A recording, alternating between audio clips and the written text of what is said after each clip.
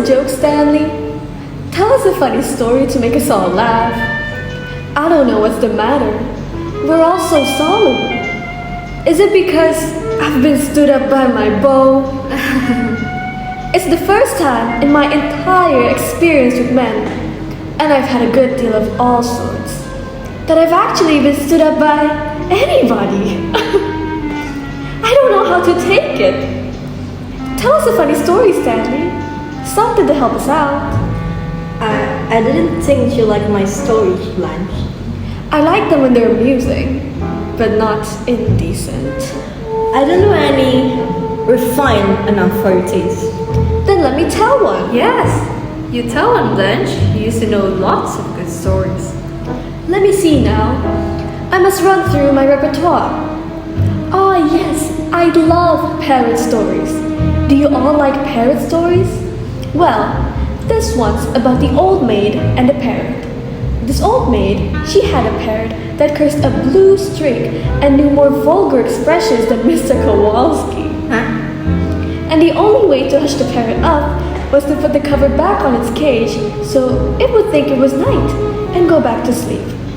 Well, one morning, the old maid had just uncovered the parrot for the day when who should she see coming up the front walk but the preacher? Well, she rushed back to the parrot, slipped the cover back on the cage, and then she let in the preacher. And the parrot was perfectly still, just as quiet as a mouse. But just as she was asking the preacher how much sugar he wanted in his coffee, the parrot broke the silence with a loud and said, "God damn, but that was a short day."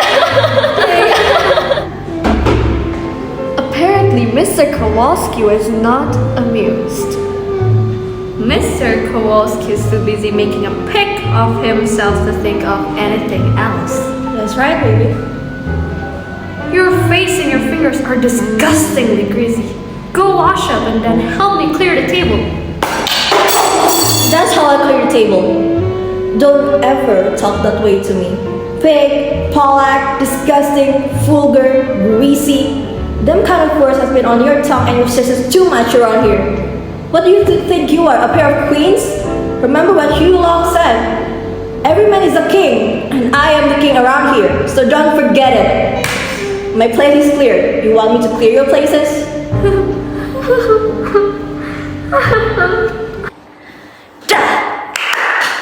You might think that the scene you just watched was about a chaotic dinner between us.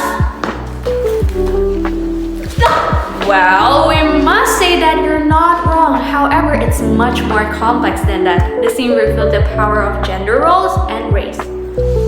Yep, but that's me. I tried to be the positive woman in the room by lightening the dinner's mood. I told a very funny story that guaranteed the laughter. Right, Stella? You know, I love my sister and I wanted the dinner to be perfect. I tried to keep the peace in the house, but Stanley... I am the man. Every man is a king, and I am the king here. Yes, Stanley acted like he ruled the house, the man of the house. He shouted when Stella and Blanche talked back at him, making them scared and feel less powerful than him. The scene exposed the idea of men's dominance. Stanley always made sure that he was not threatened by their words. For example, he brought up the term Pollack, a word that Blanche used to call him with. He became aggressive when the woman looked down at him, especially when they were degrading his nationality, including his background, job, and lifestyle, by mentioning Pollack. Hence, Stanley was being aggressive not only because he wanted to maintain his power as a man, but he was also trying to affirm himself that in society that looked down on him. We feel that when people, well, especially in this scene, men want to maintain their power and dominance, it can lead to destruction in relationships or simply in a certain situation. Ironically, it happens up till now in this modern society.